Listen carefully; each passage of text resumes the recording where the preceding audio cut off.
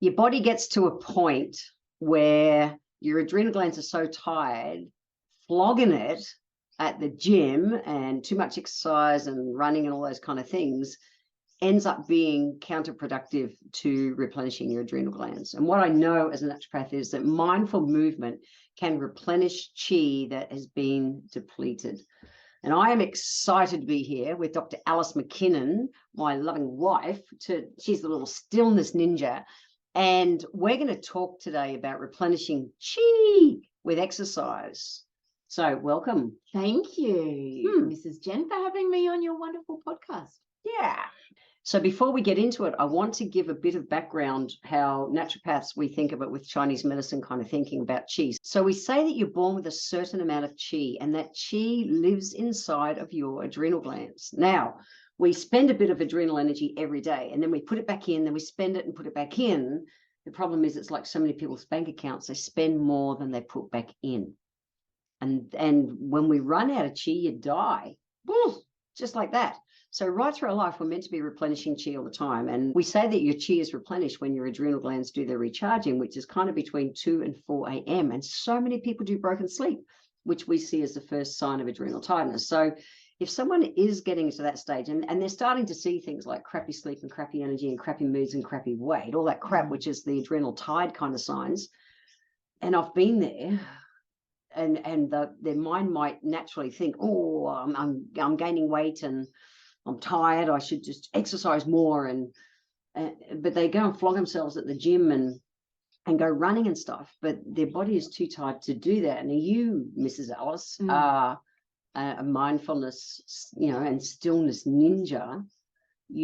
I see you live the kind of exercises that are replenishing to the body all the time, and you still surf and you beach run and all those things. You do all that.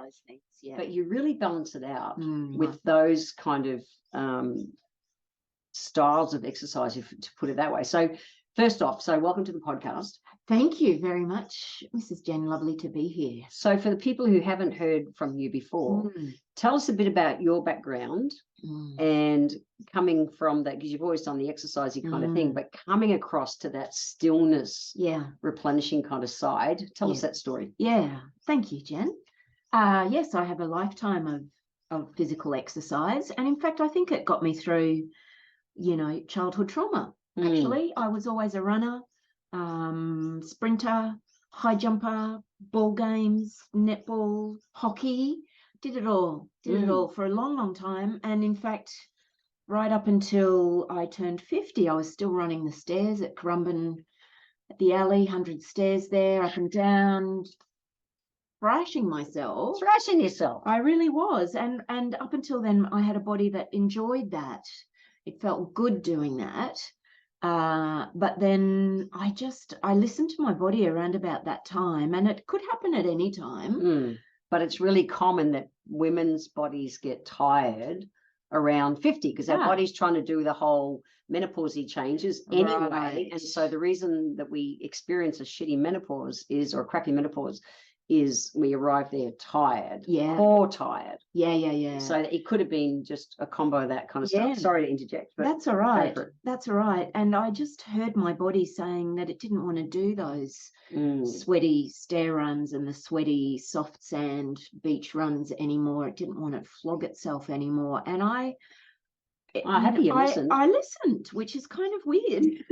She doesn't usually. No, she does. I just have to say I've been all that good at listening to my body. I've been through my whole life. I've pushed my body hard, exercising, because it's my way of moving stress and tension through me, mental stress and tension. I'll move it through my body, which is a good thing. But I have tended to overdo it to the point of just exhaustion at times.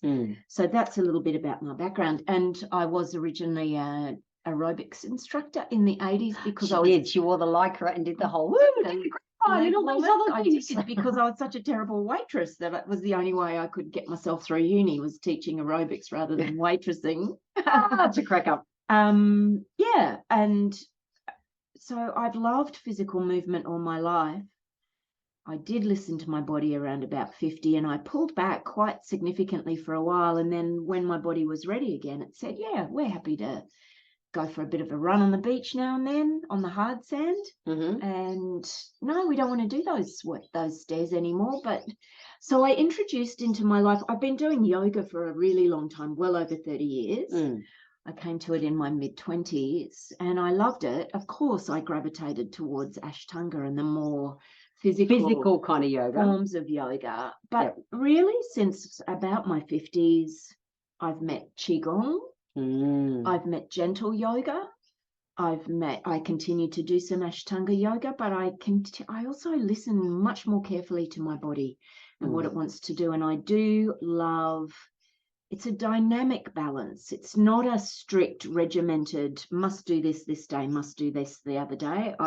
There's a kind of a flow between what my body wants. So for example, today we went out and had a surf. We did. And oftentimes I'll go for a run after a surf, but today my body didn't want to do that. And so I went for a walk on the beach. And this afternoon I'll do some Qigong and I'll give my body a break, because yesterday it felt tired running along the beach. And I thought, I'm not going to push it today. Notice that. So noticing things is really important. And so in naturopath's kind of world, when we get to that point that our body is core tired, it's more things like the walk, not run. It's the Tai Chi, the Qigong, the yoga, the Pilates, those things that are more restorative than taxing. So what is your, because my brain gets bored in yoga, yet I know it's great for me. But Qigong, you introduced me to Qigong and it's really cool. I much prefer it to Tai Chi. Why Qigong for you? It's my secret weapon. Ooh, the this ninja has a secret weapon. It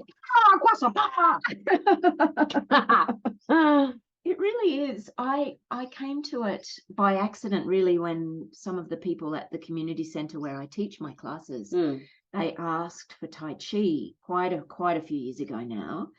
And I said to them, look, I don't think I can learn Tai Chi quickly, but I think I could start to learn Qigong as we go and offer classes, because there's a lot of series in Tai Chi. There's a lot of remembering to do. Yeah, like sequences and things. That's right. And I've been drawn to Tai Chi, and every time I've gone to do Tai Chi, it's done my head in because I can't remember all the pernickety little moves. I absolutely respect and love the people who do it. Yep.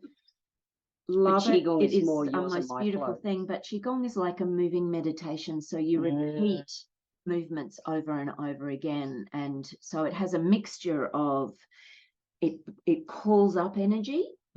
It's great for energy building. It's great for stress release. It's great for releasing tension. It's also wonderful for stretching. There are some great stretches in it. There's great leg strengtheners. It's an amazing it has fitness. It's like a whole body exercise. God. Yeah. Like literally, you feel your muscles kind of pumped. Yep. At the end of it, like blood just moves everywhere really well. But at the same time, I feel mentally alert and relaxed. It's a really cool form of exercise. If you haven't checked it out, I love it. And it's restorative. It's absolutely restorative. So what you said about the Qi, Jen, it builds Qi. It builds daily Qi. That's what we want. We want to build our Qi because it's not getting restored properly or replenished properly in our sleep for so many people. And in Qigong, we say that the Qi resides in our lower belly, our dantian, and also in the adrenal kidney areas. So we spend a fair bit of our practice replenishing Qi in those areas. And that feels amazing. And the other thing about it is I've practiced sitting meditation now for 10 years. Prior to that, I could not, for love or money, sit still. She's a bit of an energizer bunny. I was, and sometimes I still can be. And so Qigong is great if you have trouble doing sitting meditation, because you still get the benefits of meditation, but you do it through flows, through very slow, effortless movements. You can do Qigong, mostly we do it standing, but if you've got issues around standing, you can absolutely do it in a chair. Yeah, you can do it sitting down. Yeah. It's great for all ages of people. Yep. And it is absolutely nourishing and replenishing and restorative for the nervous system, for chi, for the mind, body, brain, heart complex. Everything. And it's a wonder. Joyful. It's like it is. It's a really, I find it a light form of exercise that uses my whole body. And the flowy part, I feel the more flexibility and things come to me as I do it. Absolutely. Cool. Your range of movement. The range of movement is amazing. It works with joints. If you're working with injuries, you can modify movements to protect any areas, but a lot of it is just about moving energy through the body. So through joints, through muscles, through bones, nourishing bones, calming the mind, steadying the heart, nourishing the kidneys. Oh my goodness, it's great. Yeah. Well, we say, like aches and pains is just stagnant energy. Yes, it is. That's exactly what Qigong says. Yeah. Flowy. Oh, and does Qigong say that too? Yeah, Naturopaths, we do too. Yeah. Stagnant energy. Yeah. So anything you can do to move that. And I love it because it's gentle movement.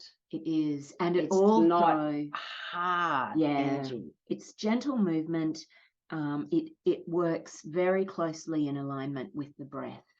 So the breath and the movement all work together to create this state of strength and flow and calmness and awake and focus. Very good. There's lots of different types of Qigong exercises. Some are for focus, some are for moving stagnant energy, some are for joints, some are for alertness, some of them are for making clear decisions, for clarity. So what if you go to the show notes, you'll be able to find, I'm going to put links there to some of Alice's classes online for free that you can just go and play along with. Before I say the website for that, just talking on breath for a moment, because when you take people through the class, initially you have us breathing in through the nose and out through the mouth. Yes. And then when we come to the actual flows, yes, it becomes in through the nose and out through the nose. That's right. What's that about? The general rule around that is, so when we start off in Qigong, we breathe in through the nose, because nose breathing is by far the most healthy thing to do. It filters the air.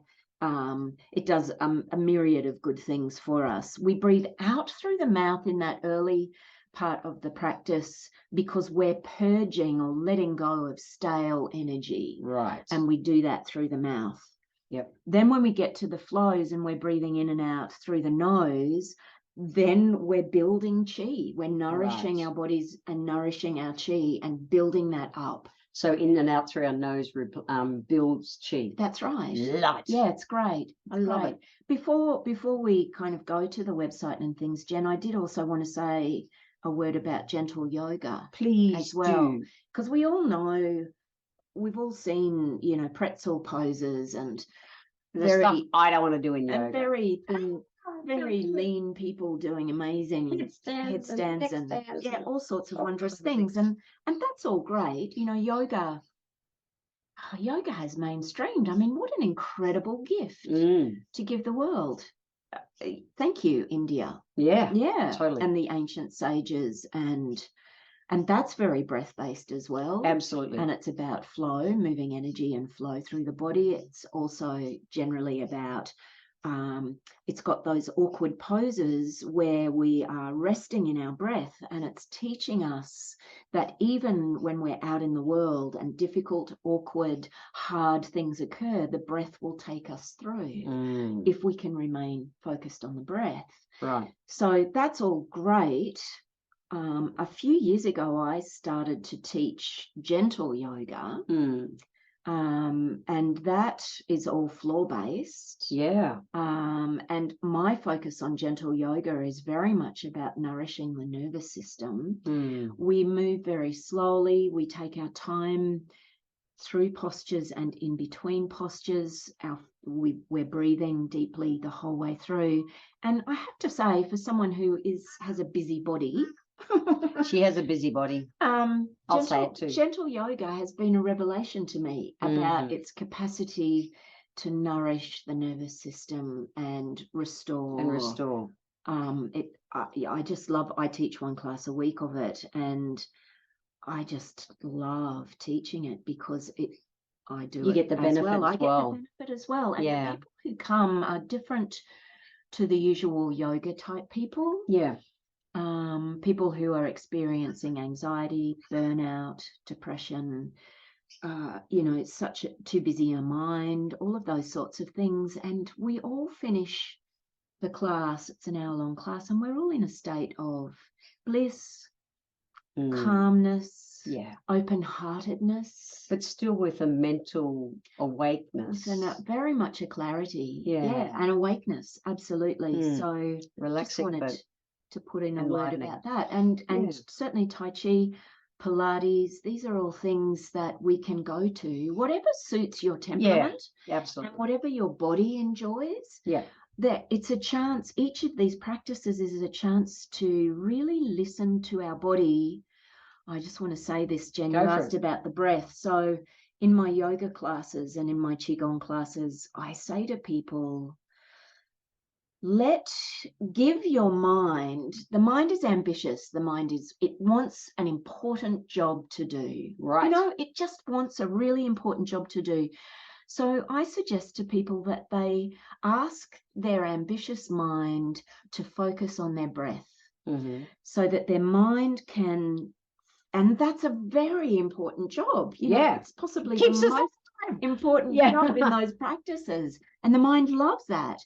So, we ask the mind to feel the breath pass across our nostrils as we inhale, and as we exhale to feel the breath pass out of the mouth or out of the nose again. And so we can occupy the mind, give it that important job to do.